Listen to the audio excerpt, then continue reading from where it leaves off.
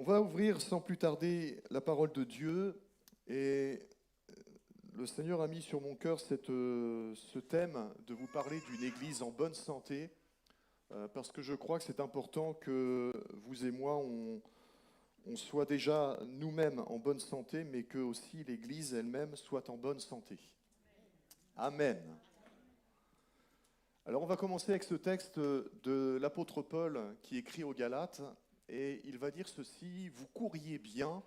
Qui vous a arrêté pour vous empêcher d'obéir à la vérité? Cette influence ne vient pas de celui qui vous appelle. Je reprends ces deux versets. Vous couriez bien. Qui vous a arrêté pour vous empêcher d'obéir à la vérité? Cette influence ne vient pas de celui qui vous appelle. L'apôtre Paul va interroger l'église de Galate et il va les interroger sur leur état de santé. C'est lui qui avait fondé cette église et il suivait cette église. Et il va s'apercevoir à un moment donné que cette église n'a plus le même entrain, n'a plus le même dynamisme qu'il pouvait avoir auparavant et que certaines choses sont entrées dans la mentalité, dans la conception de ces chrétiens. Et il va leur dire, mais vous couriez bien, vous aviez pris une bonne dynamique, vous aviez pris un bon élan, qui vous a arrêté? Qu'est-ce qui a fait qu'aujourd'hui, vous n'êtes plus dans ce même élan? Et il va leur dire ceci: cette influence ne vient pas de celui qui vous appelle, ne vient pas de Christ. Et j'aimerais qu'on puisse ce matin faire un constat de notre propre cœur. Alors l'objectif, c'est pas qu'on fasse une introspection définitive où on reste dans cette introspection, c'est de faire un constat, mais pas pour rester dans la situation où on peut être, mais pour sortir de cette situation et aller plus loin avec le Seigneur. Et quand Paul parle ici aux Galates et qu'il leur dit ceci, ce n'est pas pour que les Galates restent dans cette situation, mais c'est pour les bousculer, c'est pour vraiment leur donner les moyens de pouvoir sortir de cela et de retrouver cet élan qui était le leur auparavant. Ce matin, j'aimerais que nous puissions faire un check-up de notre cœur. Alors, je ne suis pas médecin, fiston l'est et il le fait très bien, mais moi, je n'ai pas cette capacité. Mais je crois que spirituellement, c'est important que vous et moi, régulièrement devant le Seigneur, on fasse ce check-up et qu'on analyse l'état de notre cœur, mais qu'on le fasse aussi d'un point de vue de l'Église. Non pas pour critiquer l'Église, parce que ça c'est trop facile, mais de regarder l'Église que nous formons, parce que s'il y a des choses qui ne vont pas dans l'Église, c'est parce que nous y sommes. Ah, il n'y a pas eu de amen. Hein? S'il y a quelque chose dans l'Église qui ne va pas, c'est parce que déjà nous y sommes. Amen. Merci Sylviane. Mais j'aimerais qu'on puisse regarder cette réalité, c'est qu'il y a certainement besoin que le Seigneur nous interpelle. Et ce check-up, c'est de savoir si nous sommes en bonne santé spirituelle. Sommes-nous, suis-je, parce que je suis le premier concerné, suis-je en bonne santé spirituelle? Comment est l'état de mon cœur? Est-ce que si le Seigneur, par son esprit, ce matin me parle, est-ce qu'il pourrait me dire la même chose? Tu courais bien, qui t'a arrêté? Pour t'empêcher d'obéir à la vérité. Cette influence ne vient pas de moi qui t'appelle. Et j'aimerais que cette parole puisse résonner dans chacun de nos cœurs et puisse résonner dans le cœur de l'Église. Vous couriez bien, qui vous arrêtez? Cette influence ne vient pas de celui qui vous appelle. Et c'est important de faire régulièrement le point sur notre santé physique, surtout quand on avance en âge, mais c'est important aussi de faire un point sur notre santé spirituelle très régulièrement. On en parlait vendredi quand, si d'ailleurs vous n'étiez pas là vendredi ou vous n'aviez pas pu écouter les messages, je vous invite vraiment à les écouter sur ce thème de Jacob à Israël. Et on parlait vendredi de cette réalité que on a besoin de se laisser renouveler, de se laisser changer, transformer. Et on ne peut pas se satisfaire d'avoir vécu une expérience à un moment donné. Je ne peux pas me dire, ben, je suis chrétien parce que, alors pour moi ça remonte à juillet 84, parce que le 30, je crois que c'est le 30 ou le 31 juillet 84, j'ai donné mon cœur au Seigneur. Amen. Mais depuis 1984, il y a eu de l'eau qui a passé sous le pont. Et je ne peux pas me satisfaire de cette expérience. Et il faut que mon expérience avec le Seigneur soit sans cesse renouvelée pour que je demeure en bonne santé. Si j'étais resté à l'expérience que j'ai vécue en 1984, eh bien je ne serais plus au milieu de vous pour vous parler de cela. Parce qu'il était nécessaire dans ma vie que jour après jour, régulièrement, le Seigneur revienne et me dise « Tu courais bien. Pourquoi tu t'arrêtes ? Continue la course. Continue de courir. Continue d'aller de l'avant. Ne t'arrête pas. Ne faiblis pas, mais continue. » Parce qu'il y a des influences qui peuvent venir dans notre vie qui ne sont pas de Dieu. Et qui, parce que nous les laissons agir dans notre cœur, dans notre vie, au sein de l'Église, eh bien, plutôt que de nous amener vers Dieu, elles nous amènent à nous empêcher d'obéir à la vérité. Mon frère, ma sœur, au travers de cet exemple de la vie de l'Église de Galate, j'aimerais retirer quelques leçons spirituelles qui vont nous aider à progresser et pour que nous restions dans une forme spirituelle. Que l'Église que nous composons ici à Maromme reste une Église solide, ferme en la foi. Une Église qui soit en bonne santé. Une Église qui a de la vivacité, qui a du dynamisme. Parce que la vivacité, le dynamisme d'une Église, ce ne sont pas les méthodes humaines que l'on peut employer qui vont lui donner ce dynamisme. Qu'est-ce qui donne le dynamisme à l'Église ? C'est la vie de l'Esprit. Et c'est quand la vie de l'Esprit agit avec puissance au milieu de l'Église que l'Église assurément est en bonne santé. Alors laissons toujours plus le Saint-Esprit agir au milieu de nous. Paul va dire aux Galates qu'ils ont été soumis à une influence qui ne venait pas de Dieu, mais si vous lisez le contexte, cette influence venait des hommes. Et je crois que s'il y a bien un des dons spirituels dont il faut que l'Église soit pourvue, notamment dans la génération où on est, c'est le don de discerner les esprits. Et ce don, malheureusement, nous ne le possédons pas assez, voire pas du tout. Alors nous nous réjouissons. Et je me réjouis lorsque j'entends des frères et sœurs prophétiser, lorsque j'entends des frères et sœurs apporter des paroles de connaissance, parler en langue. C'est excellent. Mais les dons spirituels ne se limitent pas qu'à cela. Et il y a notamment ce don de discerner les esprits qui, je crois, l'Église doit le posséder. Si nous ne le possédons pas au milieu de nous, il est urgent que nous le réclamions au Seigneur.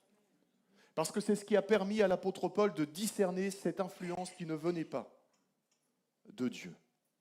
Et mon frère, ma sœur, c'est important que nous sachions qu'est-ce qui nous motive, qu'est-ce qui nous anime, qu'est-ce qui nous dirige, nous conduit. Et ce don de l'esprit, le don de discerner les esprits, nous permet notamment de discerner les influences. Et le don de discerner les esprits permet notamment de faire le distinguo entre ce qui vient de l'homme, la chair, l'être charnel, ce qui vient des ténèbres, du diable et de ses démons, et ce qui vient de Dieu. Et parfois, nous, avec nos yeux humains, on ne regarde qu'à l'apparence et on se laisse tromper par ce qui est apparent et qui peut revêtir une certaine forme de spiritualité, une certaine forme de sainteté, une certaine forme de ce qui peut correspondre à Dieu, mais qui finalement est d'ordre humain, voire peut-être même ténébreux, mais qui ne correspond pas à ce que Dieu voulait vivre, que nous vivions dans le rassemblement de l'Église. Et c'est important que nous ayons ce don de discerner les esprits, parce que le possédant, nous allons être capables de savoir si ce que nous vivons, si celui ou celle qui est en face de nous, ce qu'il vit correspond à la vraie volonté de Dieu pour que nous puissions vivre et obéir à la vérité, à la parole de Dieu. Vous savez, si nous manquons le but, si nous manquons la cible, nous péchons. Parce que c'est ce que signifie le mot péché. Le mot péché, c'est manquer le but. C'est passer à côté de l'essentiel. Et mon frère, ma sœur, quand on est comme les Galates, sous une forme d'influence et on ne vit plus dans ce dynamisme que Dieu veut que l'on vive, et finalement on passe à côté de ce que Dieu voulait pour nous. Et passer à côté, c'est vivre dans le péché. Alors nous, quand on parle de vivre dans le péché, on parle d'impudicité, on parle de choses comme ça, mais même cela, c'est vivre dans le péché. Parce que c'est manquer le but. Mon frère, ma sœur, les Galates s'étaient laissés prendre à des doctrines légalistes qui les ramenaient à la loi plutôt que de les faire vivre dans la liberté de la grâce. Parce que c'était la liberté de la grâce qui leur permettait de courir. C'était la liberté de la grâce qui leur permettait de vivre dans le dynamisme de la vie de l'esprit. Mais parce qu'ils s'étaient laissés influencer par des doctrines, par des rites, par des choses que les hommes avaient instituées, eh bien, ces choses-là les bloquaient, les freinaient, les paralysaient et les empêchaient d'aller plus loin avec le Seigneur. Qu'est-ce qui fait qu'une église est en bonne santé? Il faut qu'on analyse. Qu'est-ce qui a fait sa défaillance? Et pour analyser cette défaillance, eh bien, il faut qu'on puisse voir certains critères. Et qu'est-ce qui fait qu'une église est en bonne santé? Une église en bonne santé, c'est une église dont la tête, et la tête, ce n'est pas le pasteur. La tête, c'est Jésus. Le chef de l'église, c'est Jésus. Ce n'est pas le pape, c'est Jésus, dont la tête dirige et coordonne parfaitement le corps dans ses mouvements, ses attitudes et ses réactions. Une église en bonne santé, c'est une église dont le corps complet fonctionne correctement, c'est-à-dire que chaque membre connaît sa fonction et coopère pour le bien de tous. Ce n'est pas chacun qui fonctionne de son côté, à sa manière, et qui amène finalement un dysfonctionnement. Imaginez si ma main voulait faire ce qu'elle veut sans prendre en compte ce que mon cerveau lui dit, ben je vais faire n'importe quoi. Et dans l'église, dans le rassemblement d'église, et je rappelle ici, parce que je crois que c'est important de le dire, l'église, ce n'est pas le bâtiment. On dit souvent « je vais à l'église », mais parce qu'on s'est rentré dans le langage commun, mais l'église, ce n'est pas le bâtiment, l'église, c'est vous et moi. C'est le rassemblement de toutes celles et ceux qui croient en Jésus-Christ et qui ont accepté Jésus comme leur sauveur. Et l'église, nous formons un corps complet qui doit fonctionner correctement, où chaque membre connaît la fonction qu'il a au sein de l'église et qui va coopérer pour que le corps soit bien établi et qu'il fonctionne bien. C'est cela une église en bonne santé. Il y a le pasteur David Brown qui a dit ceci, qu'il y a 4 éléments qui sont les signes distinctifs d'une église en bonne santé. Le premier, c'est la communauté qui est centrée sur l'évangile de Jésus-Christ. Une église dont son centre, dont sa volonté, c'est que Jésus-Christ soit au centre et que la bonne nouvelle soit prêchée, c'est une église qui est en bonne santé. Il va dire aussi que les gens qui la fréquentent sont encouragés à aimer Dieu de tout leur cœur, de toute leur âme, de tout leur esprit et de toute leur force, ainsi que leurs prochains comme eux-mêmes. Et c'est une église où finalement la parole de Christ est appliquée. Aimer Dieu de tout son cœur, de toute son âme, de toute sa force et de toute sa pensée, et notre prochain comme nous-mêmes. Une église en bonne santé, c'est une église qui sait aimer son prochain, même s'il est différent de lui ou d'elle. Une église en bonne santé, il va noter aussi cet autre point, il va dire que c'est une communauté qui est pertinente dans son contexte culturel. Ce n'est pas une église qui est en déphasage, qui est en décalage avec sa génération. Il y a au moins ça, 3 ou 4 ans en arrière, lors d'un congrès pastoral à Montluçon, il nous a été donné ce constat, c'est que le monde dans lequel on vit évolue, je crois, c'est tous les 3 ou 4 ans à peu près. Donc tous les 3 ou 4 ans, il y a comme un cycle qui est là, naturel, et qui fait que les mentalités changent, les modes changent, il y a beaucoup de choses qui changent dans notre monde. Et nous, les églises, le constat est fait que nous ne changeons que tous les 40 ou 50 ans. Est-ce que vous voyez le décalage? Et le monde dans lequel on vit n'a pas besoin d'avoir une église mondaine, mais a besoin d'avoir une église qui correspond à sa génération, qui sait la comprendre, qui sait la toucher, qui sait lui parler, qui sait aller à sa rencontre, qui sait communiquer avec elle et qui sait lui révéler non pas un Christ qui soit à la mode de toutes les autres modes, mais un Christ qui ne change pas et qui correspond encore à la génération dans laquelle on vit. Et c'est une communauté qui est pertinente dans son contexte culturel. Mais c'est une église aussi qui est missionnelle. Ce n'est pas une église qui est centrée sur elle. C'est une église qui s'ouvre sur l'extérieur. Et combien, mon frère, ma soeur, on a besoin de nous ouvrir sur ce qui est extérieur. Besoin de nous ouvrir sur cette ville de Maromme. Besoin de nous ouvrir sur la vallée du Cailly. Besoin de nous ouvrir dans notre région, même dans notre pays, et pourquoi pas pour certains, même jusqu'au bout du monde. On a besoin de vivre cette église qui s'ouvre. Ce matin, sommes-nous dans cet état de santé? Sommes-nous dans cet état où nous marchons vers ce but? Et c'est vrai que vous et moi, on sait qu'on n'est pas parfait et que certainement il y a encore des progrès à faire. Mais par la grâce de Dieu, je crois que nous sommes en bon chemin. Mais il ne faut pas que nous nous laissions arrêter. Il faut que l'on continue d'entrer et de suivre le Christ dans cette dynamique. Mon frère, ma sœur, j'aimerais vraiment vous parler ce matin avec mon cœur. J'aimerais vraiment vous parler de ce que le Seigneur a mis sur mon cœur et je crois que le Seigneur m'a... Parce que ça fait un petit moment que je prie pour ça, parce que j'observe beaucoup, je regarde un peu ce qui se passe dans l'Église, on partage beaucoup avec l'équipe pastorale et on sent que, là je vous ouvre mon cœur, je vous parle avec sincérité, on sent que même si nous sommes dans une certaine forme de dynamisme, il y a des choses qui bloquent. Il y a des choses qui bloquent. Et plusieurs fois, j'ai demandé au Seigneur, je dis, Seigneur, mais qu'est-ce qui bloque?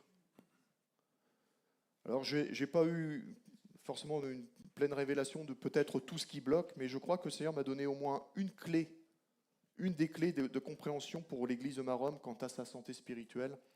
Et j'aimerais qu'on puisse voir ce matin ces choses. Merci Seigneur de ce que l'Église est vraiment en progrès. Et ça, je peux vous assurer qu'avec l'équipe pastorale, on en parle, on se réjouit de voir que l'Église progresse. Et on veut que l'Église aille beaucoup plus loin. Mais je crois qu'il y a encore beaucoup de freins, beaucoup de réticences. Il y a encore comme des formes de dysfonctionnement dans le corps de Christ. Et quand je parle de cette manière, je vous assure que ce n'est pas de la condamnation, ce n'est pas du jugement. Mais c'est important qu'on puisse faire un check-up, qu'on puisse se parler vrai et qu'on puisse ne pas rester peut-être dans une situation où ça peut paraître compliqué d'avancer, mais qu'on avance tous ensemble. L'œuvre de Dieu ne peut pas s'accomplir si le corps dysfonctionne. Si le pied veut aller derrière et que l'autre veut aller devant, ça ne va pas aller. On ne va pas pouvoir avancer. Il faut que le corps entier entre dans le même dynamisme et aille dans la même direction que la tête veut qu'il aille. L'Église de Maromme a vécu bien malgré elle, et je dirais dans son ensemble, mais aussi des membres en particulier, l'Église a vécu des périodes de souffrance. Et peut-être que ça peut rappeler à certains des périodes dans le passé, des périodes de souffrance, des blessures qui ont été occasionnées par différentes circonstances ou des personnes aussi. Et on peut parler ici parfois même d'abus spirituels. Et je me suis réjoui hier soir, dans mon cœur, je me suis dit, c'est bon, tu es dans la bonne direction, parce que hier, lors du concert, je crois que c'est Mathieu qui en a parlé, et je me suis dit, donc ça va dans le bon sens. Et je crois qu'effectivement, l'Église de Maromme, et peut-être même au-delà pour ceux qui n'en faisaient pas partie à cette époque-là, mais partout où nous avons été, nous avons souvent vécu des abus spirituels. Sans peut-être parler d'autres abus. Mais nous ne sommes pas là pour garder ces choses-là secrètes. nous sommes là pour les dénoncer. Et je suis là ce matin pour les dénoncer, pour les mettre en lumière. Parce que tout ce qui reste caché, eh bien, fait l'œuvre de l'adversaire. Mais tout ce qui est mis en lumière amène la délivrance, amène la bénédiction. Tout ce qui est caché et que le diable voudrait cacher en disant non, il ne faut pas parler de ces choses-là, c'est le passé. On a tiré un trait. Mais parfois, le passé est toujours là et nous empêche d'aller de l'avant et exerce sur nous une forme d'influence néfaste qui nous bloque et nous paralyse. Et ces abus qu'on a pu vivre d'une manière ou d'une autre, eh bien, peuvent générer des handicaps, peuvent générer des blocages, peuvent générer des incapacités à vivre notre foi comme il faudrait qu'on la vive. Peut-être que ça peut même avoir un impact dans notre vie de prière. Ça peut avoir un impact dans notre vie communautaire, où le contact les uns avec les autres est toujours mêlé de méfiance. En disant, mais si je lui dis ça, qu'est-ce qu'il va penser? Si je fais ça, comment ça va être perçu? Et finalement, toutes ces choses empêchent qu'on puisse entrer pleinement dans une dynamique dans laquelle le Seigneur voudrait vraiment que vous et moi, on puisse entrer. Et il y a des blessures qui, pour être guéries, doivent être exposées. Parce que si vous ne les exposez pas, elles vont continuer de faire mal. Et elles vont s'envenimer, elles vont comment prendre de l'ampleur dans le mal qui atteint alors le corps. Et il y a des blessures, quand vous vous blessez, par exemple si vous vous blessez à la main, il faut soigner la blessure. Il faut la désinfecter, il faut la panser pour que le corps régénère ce qui a été ouvert et qu'il puisse continuer de vivre normalement. Et il y a des blessures qui doivent être exposées pour qu'elles soient guéries, pour ensuite avancer et entrer dans le projet de Dieu. Et quand il y a des blessures qui sont non guéries, ça ouvre les portes à certaines influences. Des influences qui peuvent être d'ordre humain, mais qui peuvent parfois aussi avoir comme origine le diable et ses démons, parce que le diable ne se prive pas d'entrer par les portes qui lui sont ouvertes, et notamment celle de la souffrance. Alors ça ne veut pas dire que le diable va nous posséder, non. Mais il y a des formes d'influence qui nous amènent à avoir des réactions. Vous savez, quand un animal est blessé, essayez de le toucher. Vous ne pourrez pas. Vous allez vous faire mordre ou griffer. Et nous, en tant qu'êtres humains, on réagit souvent comme ça. Quand on a été blessé, quelqu'un va essayer de venir nous aider. Tout de suite, on va réagir par la colère. On va réagir par de la réaction en étant négatif. En ne mettant pas, en n'ajoutant pas foi à ce que la personne peut nous dire, parce qu'on se dit, mais il est comme les autres. La volonté de Dieu, c'est que chacun de nous soit guéri. La volonté de Dieu, c'est que chacun de nous, on puisse, entre ses mains, devenir un instrument de choix pour accomplir son plan. Et la guérison passe souvent, et c'est un des premiers points que je voudrais voir avec vous, passe souvent par le pardon.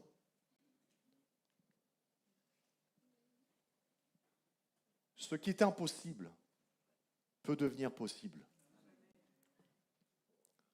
Dans Colossiens chapitre 3, verset 13, Paul dit ici, supportez-vous les uns les autres.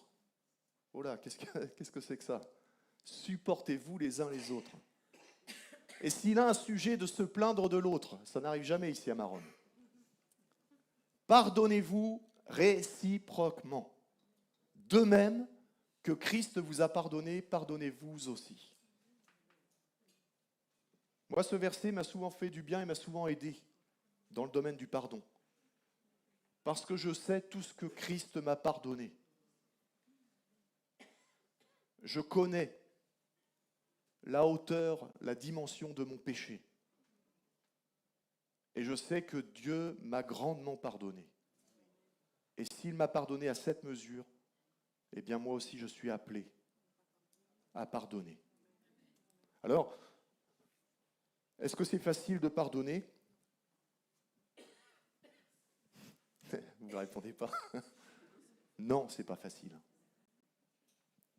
Est-ce que on peut tout pardonner? Humainement parlant, ce n'est pas possible.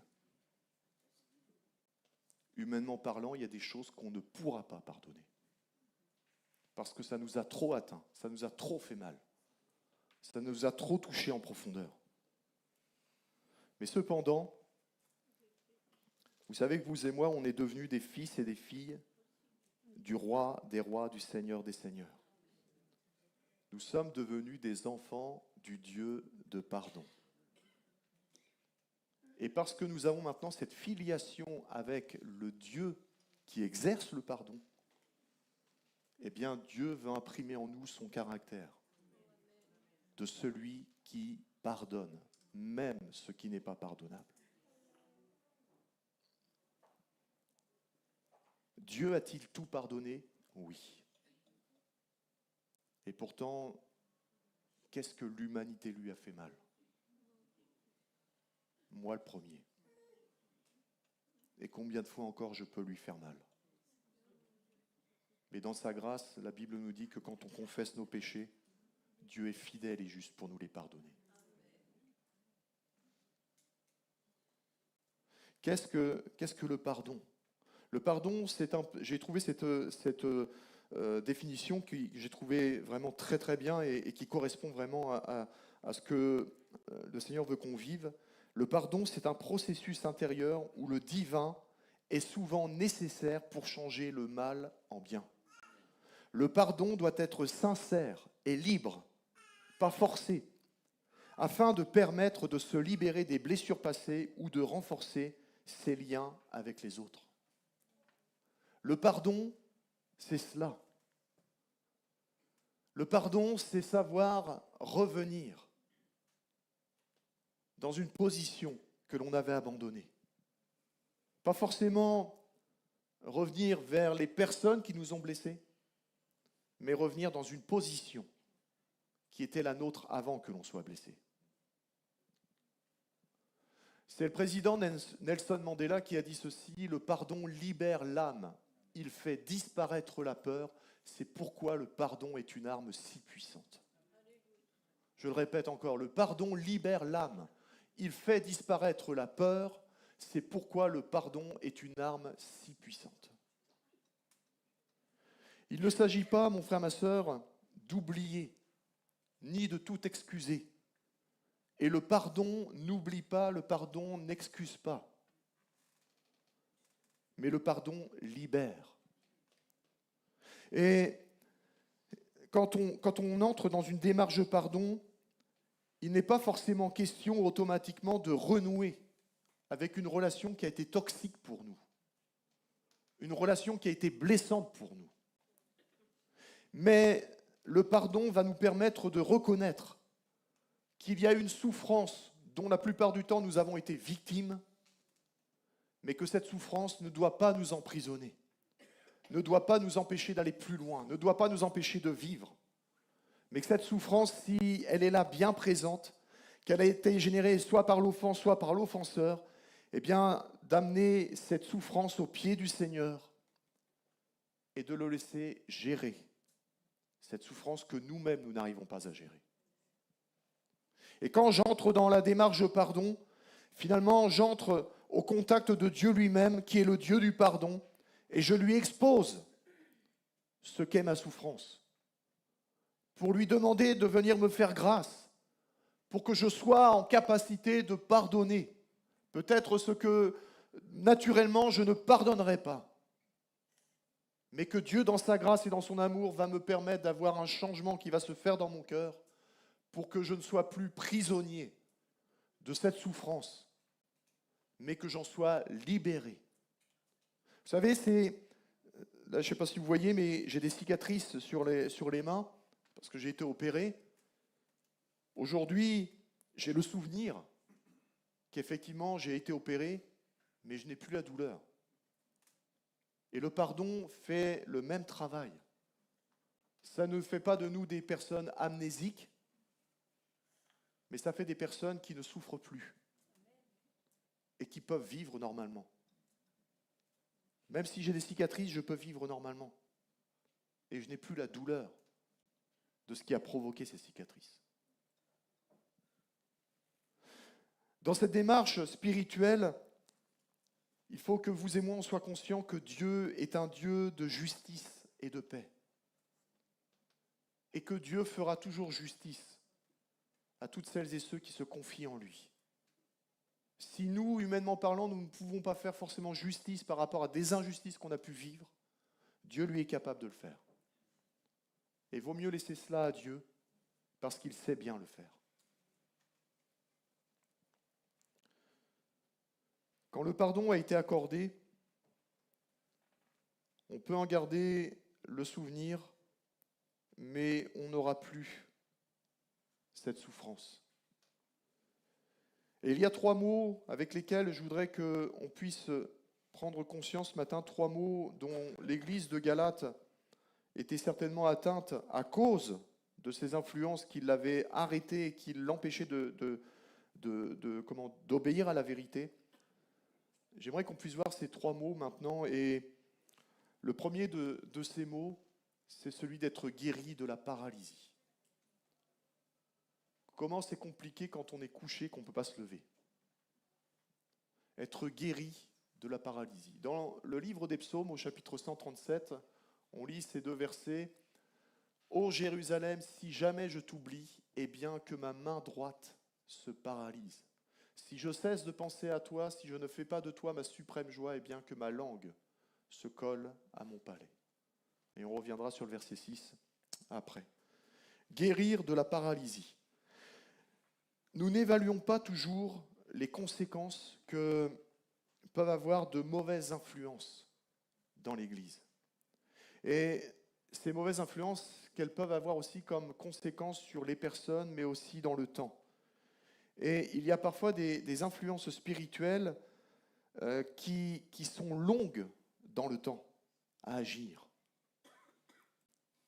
On se dit, mais souvent, pourquoi est-ce que les choses ne changent pas? Pourquoi est-ce que c'est compliqué? Pourquoi est-ce que j'arrive pas à aller plus loin? Pourquoi on essaie de faire ça dans l'église et ça ne fonctionne pas? Qu'est-ce qui se passe?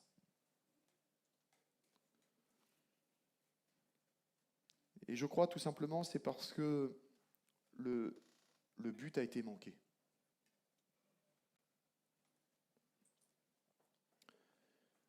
Et quand le but a été manqué, ce que vivait l'église de Galate, il y a une forme de paralysie qui va commencer à s'installer. Alors ça peut commencer par une forme de torpeur spirituelle, puis un sommeil qui nous prend, et puis on vient à l'église par habitude. On fait les choses par habitude et on se dit, mais ma vie chrétienne, elle est bien comme ça. Et sans s'en apercevoir, petit à petit, on se laisse paralyser. On se laisse figer. Et quand on commence à avoir des sursauts de réaction, on s'aperçoit qu'on n'arrive plus à réagir.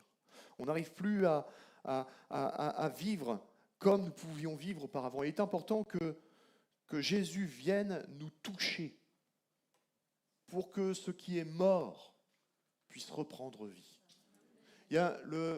C'est le pasteur Bob Gass, qui n'est plus de ce monde aujourd'hui, mais ses enseignements sont toujours actuels. Il a dit ceci: au fond de vous, vous savez ce qu'il faut faire pour réussir. Mais votre esprit ne répond pas. Que se passe-t-il? Un stress constant crée une pression qui peut devenir frustration et engendrer de la lassitude. Tout vous semble fade. Rien ne vous enthousiasme. Les jours passent et vous commencez à penser que jamais rien de bon ne vous arrivera.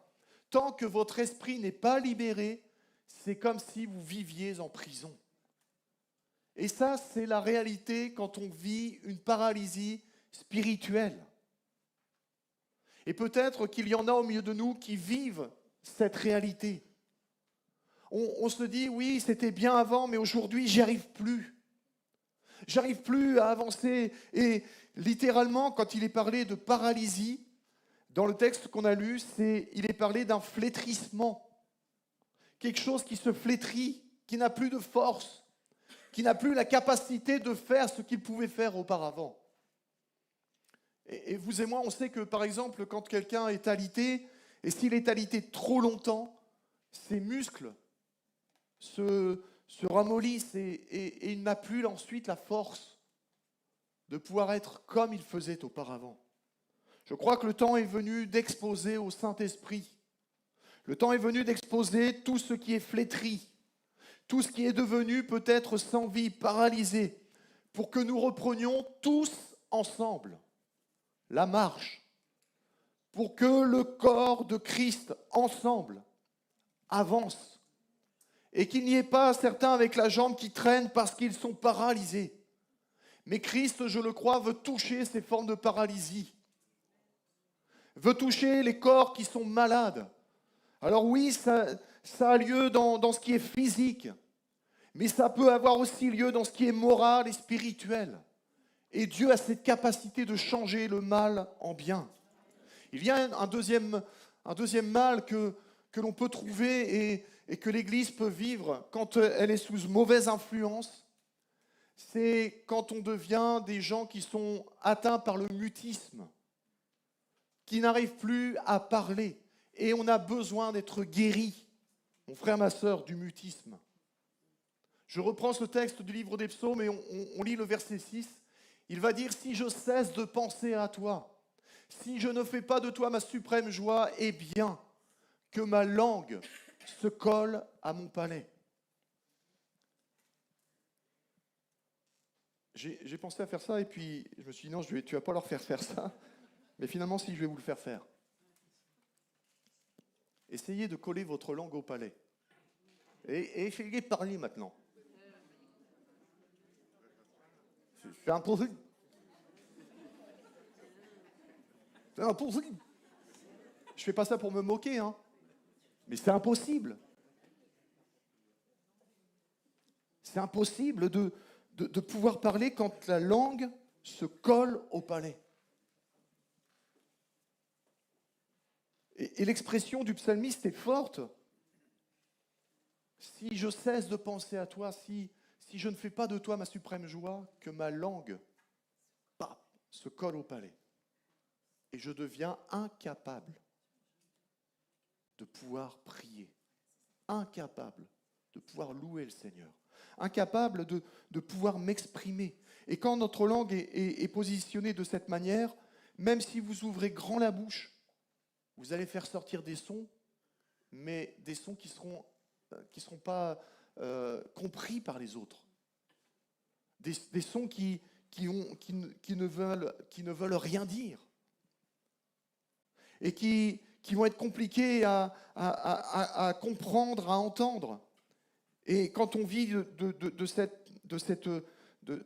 ce mal, finalement, eh bien, le langage est perdu. On ne peut plus communiquer par ce moyen-là avec les autres. Et vous voyez bien quelqu'un qui est atteint de mutisme, malheureusement, pour communiquer, il est obligé de le faire avec les mains. Parce qu'il ne peut pas communiquer de cette manière-là. Mais Dieu est puissant, même tout puissant, pour guérir tous celles et ceux qui sont atteints par le mutisme, que ce soit d'ordre physique, et je le dis encore moral ou spirituel. C'est un des mots spirituels dont l'ennemi se sert le plus pour fermer la bouche des croyants. Parce que quand la bouche d'un croyant est fermée, eh bien, il sait qu'il ne proclamera pas la parole de Dieu. Il ne proclamera pas les vérités qui sont contenues en Dieu. Il ne pourra pas vivre en proclamant sa foi. Et combien on sait qu'il est important de proclamer, de dire, de parler comme Dieu. Mais si vous ne pouvez pas le faire, eh bien, vous restez avec ce qui peut-être est en vous. Et là, au niveau des pensées, le diable peut attaquer, et il attaque, et il attaque. Et rien ne peut sortir. Une église qui a la bouche fermée, ou un croyant qui a la bouche fermée, devient incapable de combattre dans la prière. Il devient incapable d'entrer dans l'adoration. Il devient incapable de proclamer qui il est et qui est Dieu. Et c'est tellement important qu'on le fasse tous ensemble. C'est tellement important dans les cultes que nous vivons que tous ensemble, que ce soit par le chant, par la louange, par l'adoration, on proclame le nom de Christ, mais qu'on proclame aussi qui je suis en Christ. Mon frère, ma sœur, c'est important que le Seigneur Jésus vienne toucher notre langue. Et combien dans les évangiles on voit ce miracle que Jésus va faire lorsqu'il va toucher, même au travers de sa salive, la langue d'un sourd et muet, et le rendre capable de pouvoir parler distinctement. Mais ce que le Seigneur veut toucher en touchant notre langue, c'est avant tout notre cœur. Parce que dans Matthieu, chapitre 12, verset 34, il nous est notamment dit que c'est de l'abondance du cœur que la bouche parle. Et peut-être que si tu es entré dans une forme de mutisme, ce n'est peut-être pas ta langue qui pose problème, mais c'est peut-être ton cœur. Et tu as besoin, on a besoin de laisser Dieu faire quelque chose de divin dans notre cœur. Parce qu'en faisant ce qui est divin, ça va bouillonner à l'intérieur. Et le psalmiste disait, des paroles pleines de charme bouillonnent dans mon cœur. Et il les exprimait. Il les donnait, il les proclamait. Je crois que le temps est venu de présenter au Seigneur toutes les formes de mutisme qui ont pu prendre place dans nos vies, toutes les formes de mutisme qui ont pu prendre place dans l'Église, toutes les formes de mutisme comme des bouches que peut-être on a fermées. Peut-être qu'on t'a dit, maintenant ça suffit, tu te tais, on ne veut plus t'entendre. Ça suffit, maintenant tu restes à ta place, on ne veut plus te voir, on ne veut plus que tu fasses quoi que ce soit. Et ça vous a fermé la bouche. Maintenant ça suffit dans le nom de Jésus. Ouvre ta bouche et je la remplirai, dit le Seigneur. Et je crois que l'Église a besoin plus que jamais d'ouvrir la bouche pour proclamer. Pour dire, Seigneur, j'ouvre la bouche, je proclame qui tu es, remplis-moi de ton Saint-Esprit, remplis-moi des paroles de vie. Amen. Et puis il y a ce troisième mal, c'est celui de la cécité. Et on a besoin aussi d'être guéri de la cécité. Dans le deuxième livre des Rois, au chapitre 6, et à partir du verset 14, on voit cette histoire d'Élisée, et il nous est dit, le roi de Syrie y envoya une forte troupe de soldats, avec des chars et des chevaux qui arrivèrent de nuit et encerclèrent la ville. Le lendemain matin, le serviteur d'Élisée se leva de bonne heure et sortit de la ville. Il vit les soldats, les chevaux et les chars qui entouraient la ville. « Malheur, maître !» s'écria-t-il. « Qu'allons-nous faire ?» Et Élisée, calmement, va répondre, « N'aie pas peur !» répondit Élisée. « Ceux qui se trouvent avec nous sont plus nombreux que ceux qui sont avec eux. » Ensuite, il pria en ces termes. Et je voudrais vraiment que ce soit notre prière ce matin. Seigneur, ouvre ses yeux pour qu'il puisse voir. Et je veux prier dans le nom de Jésus, Seigneur, ouvre les yeux de notre Église pour que nous puissions voir. Ouvre, Seigneur, les yeux de mon cœur pour que je puisse voir. Et le Seigneur ouvrit les yeux du serviteur d'Élisée, et celui-ci put voir que tout autour d'Élisée, la montagne était couverte de chevaux et de chars étincelants. Ce n'étaient pas des chars de pacotille, des chars de feu, des chars divins, des anges que Dieu mettait à la disposition d'Élisée pour être un vainqueur. Et cependant, les soldats syriens se mirent en marche vers le prophète. Élisée pria de nouveau, « Seigneur, bouche les yeux de tous ces soldats », et Dieu leur boucha les yeux comme Élisée l'avait demandé. Il faut que notre ennemi arrête de voir. Il faut que notre ennemi arrête de voir les choses comme nous devrions les voir. L'ennemi doit être aveuglé, mais nous devons être guéris de notre cécité. Il y a Martin Luther, ce réformateur, qui a dit « Un homme avec Dieu constitue une majorité ». On peut peut-être se retrouver seul ou à peu face à tout le monde qui est autour de nous. Et une église comme Marom, que sommes-nous finalement face à toute cette population qui nous entoure? Même si nous nous réjouissons d'être aussi nombreux, mais nous ne sommes pas encore assez. Mais un homme, et on pourrait dire une église avec Dieu, constitue une majorité. Ils sont nombreux, mais ceux qui sont avec nous sont encore plus nombreux. Est-ce que vous les voyez? Est-ce que vous voyez tous ceux qui sont derrière nous? Est-ce que vous voyez tous ces anges qui entourent l'Église?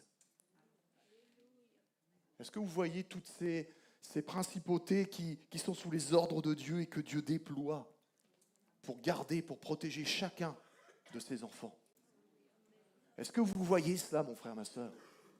Dieu a besoin de nous ouvrir les yeux sur ces réalités. Dieu a besoin de nous guérir de cette cécité. Quand on est atteint de cette forme de cécité, eh bien, on va pouvoir percevoir certaines choses. Mais souvent, ça va être des choses qui vont être déformées ou qui vont avoir une portée éphémère. Notamment quand Jésus va guérir un aveugle, à un moment donné, il va falloir qu'il s'y reprenne à 2 fois. Parce que la première fois où il va poser les mains sur lui, il va dire « Oui, je vois les hommes comme des arbres ».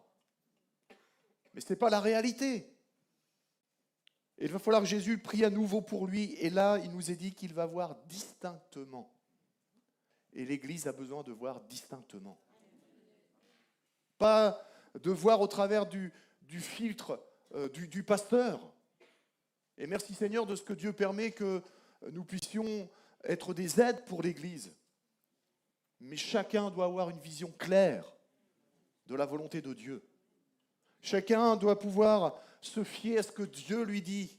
Et comme les chrétiens de Béret pouvaient, quand ils écoutaient Paul en disant « Est-ce que ce que Paul dit, c'est vrai ?» Hop, ils regardaient la Bible. Oui, c'est vrai, donc on accepte. Toutes ces choses que nous pouvons voir comme le serviteur d'Élysée quand nous n'avons pas nos yeux ouverts, ne sont là que pour nous faire peur. Et c'est encore ce qu'on a entendu ce matin au travers d'un des dons. Sont là pour amener le découragement, sont là pour nous amener à baisser les bras, sont là pour nous amener à baisser la tête devant cette fatalité qui semble être là présente devant nous. Ça ne veut pas dire qu'il n'y a pas de difficulté. On n'est pas... je ne sais plus si c'est la méthode de Coué, non, quelque chose comme ça. Coué, qui dit non, ça n'existe pas, ça n'existe pas, ça n'existe pas, donc ça n'existe pas. Non, ça existe. Mais Dieu est plus grand. Dieu est plus fort. Et mon frère, ma sœur, face aux difficultés que l'on peut rencontrer, face aux situations que l'on peut rencontrer, face à ce que l'Église peut être confrontée, eh bien, on a besoin que Dieu nous ouvre les yeux pour arrêter d'avoir peur, pour arrêter de nous laisser impressionner par ce que l'ennemi peut dire, peut faire. Parce que finalement, ce qu'il fait, ce n'est que de l'apparence. Mais Dieu veut agir en profondeur. Je vais aller vers la fin maintenant. Et je voudrais inviter l'équipe de louange à venir se mettre en place. Rien n'échappe à Dieu. Rien n'échappe à Dieu. Même ce que tu crois être le plus difficile, même cette impossibilité que le serviteur d'Élysée pouvait voir, ça n'échappait pas à Dieu. Dieu reste souverain et maître. Quelle que soit la situation que tu peux rencontrer, quelle que soit la situation à laquelle tu peux être confronté, Dieu reste souverain et maître. Et j'aimerais aller maintenant vraiment vers la conclusion. Parce que finalement, je crois qu'il est temps pour chacun d'entre nous, je vous parlais tout à l'heure des souffrances que l'Église avait pu vivre, il est temps pour nous de faire la paix avec notre passé et de passer à autre chose. Et ça peut passer par le fait de pardonner, peut-être même de réparer. Et pourquoi? Pour vivre. Parce que c'est important que nous vivions. Ça peut passer aussi par cette autre étape de guérir de la paralysie. Parce que le but, c'est que nous marchions. Ça peut passer aussi par cette autre étape de guérir du mutisme, parce qu'on a besoin d'entendre et on a besoin de parler. Et ça peut aussi passer par cette dernière étape de guérir de la cécité, parce qu'on a besoin de voir et d'entrer dans notre destinée. On ne peut pas, mon frère, ma sœur, on ne peut plus se permettre de rester là où nous en sommes. Il faut que nous allions plus loin. Il faut que nous allions plus loin. Et ce matin, je crois que c'est un temps de guérison, de relèvement, de soulagement que le Seigneur voudrait qu'on puisse vivre, un temps de renouveau.